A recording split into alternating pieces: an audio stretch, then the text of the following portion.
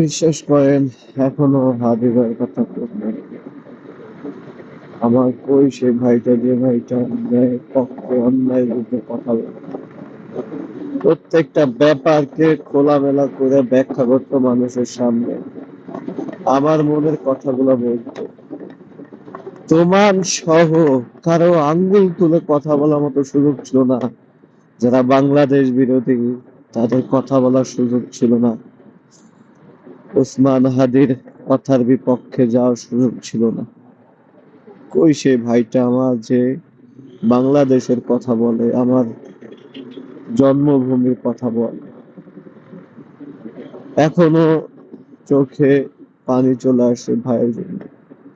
আমিও হাদি ভাইয়ের মতো কথা বলতে চাই, কিন্তু হাদি হওয়া তো এত সহজ না। এর জন্য যে সাহসটা লাগে, সেই সাহসটা তো আমাদের মধ্যে নাই।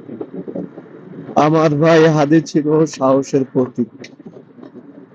কই সেই ভাইটা আমার?